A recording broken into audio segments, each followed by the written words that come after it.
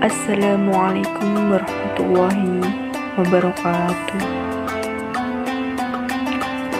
Jadi matkul akidah akhlak 2 ini yang diapu oleh Bapak Agus Dwi Santoso, Magister Pendidikan Islam. Dan di sini adalah presentasi dari kelompok 9 yang beranggotakan yang pertama adalah Siti Nurrohmah dan yang kedua adalah Hidayatul Zahra.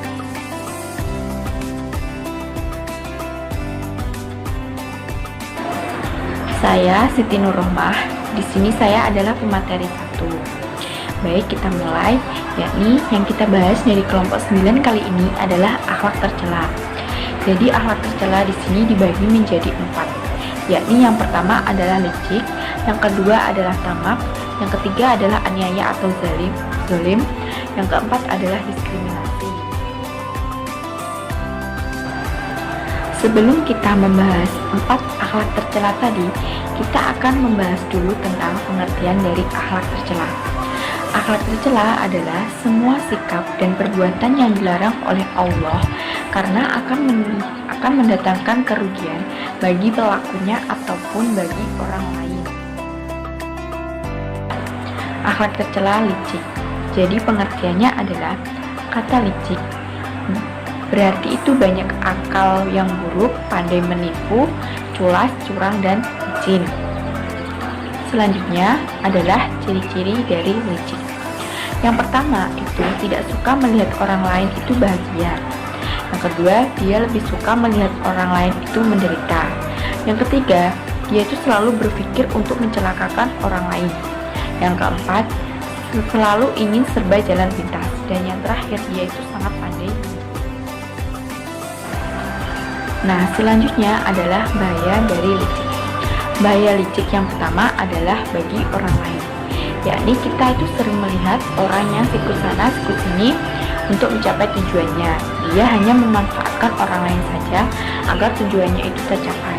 Yang kedua, sifat licik itu membuat orang menjadi serakah atau menang sendiri. Dan yang ketiga, orang yang licik itu ingin menjadi yang nomor 1. Nah, selanjutnya adalah bahaya licik bagi diri sendiri. Yang pertama, hatinya itu selalu resah dan gelisah, hatinya tidak akan tenang. Yang kedua, hidupnya itu tidak berkah. Dan yang ketiga, hidupnya itu penuh dengan akhlak tercela tamak. Pengertian dari tamak adalah secara bahasa Arab itu adalah serakah, yang artinya tidak pernah puas dengan apa yang telah ia miliki atau yang telah ia capai. Kalau menurut istilah adalah cinta kepada dunia, maksudnya harta, terlalu berlebihan dan tanpa memperhatikan hukum haram yang mengakibatkan dosa besar.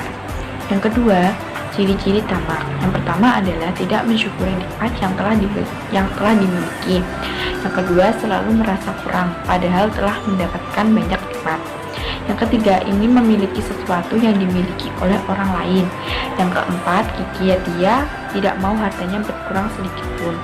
Dan yang kelima, kurang menghargai pemberian dari orang lain jika pemberian tersebut tidak sesuai dengan keinginannya. Nah, selanjutnya yang kita bahas adalah bahaya tamak. Yang pertama adalah orang yang memiliki sifat tamak akan selalu merasa kurang dan tidak bersyukur. Yang kedua, sifat tamak dapat menimbulkan rasa dengki. Yang ketiga, sifat tamak akan membutakan seseorang dan menghalalkan segala cara agar semua tujuannya itu tercapai. Yang ketiga, sifat tamak akan menjauhkan seseorang dari Allah. Dan yang kelima, sifat tamak akan membuat orang menjadi bakhil atau karena takut hartanya itu berkurang.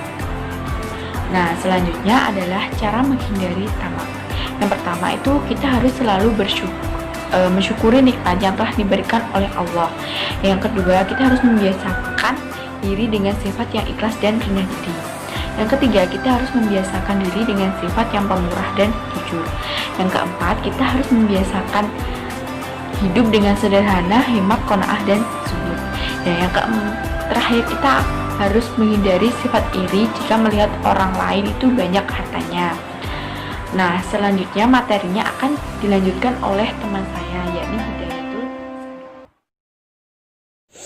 Baik, terima kasih Mbak Siti Nur. Di sini saya akan meneruskan pembahasan dari Mbak Siti Nur yang ketiga, yaitu zolim atau aniaya. A. Pengertian zolim atau aniaya. Menurut bahasa, kata aniaya sama dengan kata zolim yang artinya sewenang-wenang atau tidak adil. Seseorang yang beriman kepada Allah dan memegang teguh prinsip keadilan, kesamaan derajat, tidak akan berbuat aniaya, sebab ia sadar bahwa kezaliman itu merupakan kegelapan yang akan menutup hati seseorang yang melakukannya. Lebih tegas lagi, Nabi Muhammad SAW menyatakan haramnya berbuat aniaya atau berlaku zalim yang harus dijauhi, karena ini adalah perintah Allah Subhanahu wa Ta'ala dan tidak perlu ditakwil berpikir lebih dalam lagi. Allah berfirman dalam surat Al-Fussilat ayat 46 yang artinya, barang siapa yang mengerjakan amal yang soleh, maka pahalanya untuk dirinya sendiri, dan barang siapa orang yang mengerjakan perbuatan jahat, maka dosanya untuk dirinya sendiri, dan sekali-kali tidaklah Rabbmu menganiaya hamba-hambanya.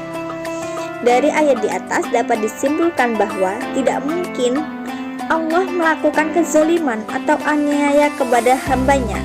Allah adalah maha adil dan maha bijaksana. Karena itu keadilan Allah harus diikuti oleh manusia dan berlaku adil terhadap orang lain. D. Contoh perilaku aniaya. Perilaku aniaya ada 3, yaitu aniaya terhadap diri sendiri, aniaya terhadap orang lain, dan aniaya terhadap Allah Subhanahu wa Ta'ala. Yang pertama, aniaya terhadap diri sendiri. Misalnya, sering berbuat dosa, berbuat zina, minum minuman keras, malas belajar, meninggalkan sholat, dan lain sebagainya. Yang kedua, zalim terhadap orang lain. Misalnya, merusak lingkungan, mengganggu ketenangan orang lain, mengambil harta secara batil, yaitu merampok, mencuri, menipu, dan sebagainya. Yang ketiga adalah aniaya terhadap Allah Subhanahu wa Ta'ala. Misalnya, kufur, syirik, ingkar, dan sebagainya. Yang C. Akibat negatif perbuatan aniaya. Aniaya akan mendatangkan akibat buruk bagi kehidupan seseorang, baik pribadi maupun masyarakat. Karena itu, aniaya adalah perbuatan yang harus dihindarinya. 1. Merusak persaudaraan dan persatuan. 2. Merusak tatanan hidup di masyarakat. 3. Merugikan orang lain. 4. Menghilangkan akhlak atau sifat yang baik. 5. Menghilangkan pahala amal perbuatan. Orang yang aniaya akan kekal di dalam neraka seperti yang diterangkan firman Allah Subhanahu wa Ta'ala dalam surat Al-Hasyr ayat 17 yang artinya, maka adalah kesudahan keduanya bahwa sesungguhnya keduanya masuk ke dalam neraka, mereka kekal di dalamnya, kemudian balasan orang-orang yang zalim. Yang D adalah hikmah penghindari aniaya. Melihat akibat negatif yang begitu besar dari perilaku aniaya, maka perilaku tersebut harus dihindari dengan sekuat-kuatnya. Sebab dengan menghindari aniaya, maka akan memberikan hikmah yang besar antara lain: 1. Terwujudnya persatuan dan persaudaraan. 2. Terciptanya tatanan hidup yang baik di masyarakat. Yang ketiga, akan mendatangkan akhlak atau sifat yang baik. 4. Terciptanya kasih sayang antar sesama. 5. Akan mendapatkan pahala amal perbuatan. 6. Orang yang menghindari aniaya akan masuk ke dalam surga. Yang keempat yaitu diskriminasi. A. Pengertian diskriminasi. Diskriminasi berarti pembedaan perilaku terhadap sesama berdasarkan warna kulit, golongan, suku, ekonomi, status sosial, dan lain-lain. Seseorang yang melakukan perbuatan diskriminasi berarti memiliki sikap diskriminatif. Diskriminasi termasuk akhlak tercela sebab ini tidak sejalan dengan ajaran agama Islam yang mengutamakan prinsip persatuan, persaudaraan, dan tolong-menolong. B. Bentuk dan contoh perilaku diskriminasi ada 2, yaitu masih ada orang yang menganggap bahwa kemiskinan adalah sebagai hinaan. keburukan rupa sebagai malapetaka. Yang kedua, selain itu masih ada orang yang melihat bahwa kedudukan atau pangkat yang baik adalah strata yang paling mulia di masyarakat. Karena itu, tidak jarang ada orang yang gila dengan jabatan. Masih ada yang memandang bahwa kelompok lain itu rendah. Yang C adalah bahaya diskriminasi. Dalam kehidupan sehari-hari, sikap diskriminatif dapat merugikan orang lain. Islam mengajarkan bahwa semua manusia mempunyai kedudukan yang sama. Islam tidak membedakan manusia atas dasar suku, bangsa, asal keturunan, pangkat, jabatan, dan sebagainya. Dan kita tidak boleh memperlakukan perbuatan dengan sikap diskriminatif, karena akan berakibat negatif kepada manusia baik secara pribadi, keluarga, dan masyarakat seperti berikut. 1. Munculnya ketidakadilan di masyarakat. 2. Mudah berlaku sombong. 3. Merasa lebih baik dari yang lain. 4. Diskriminatif akan membawa pelakunya masuk ke dalam neraka. Yang D, yaitu menghindari diskriminasi. Ditinjau dari segi apapun, sikap diskriminasi ini tidak bisa dibenarkan. Terlebih lagi ditinjau dari kacamata Islam, Islam merupakan agama yang universal dan menjadi rahmat bagi seluruh manusia tanpa membedakan jenis kulit, suku, marga, golongan, dan lain sebagainya.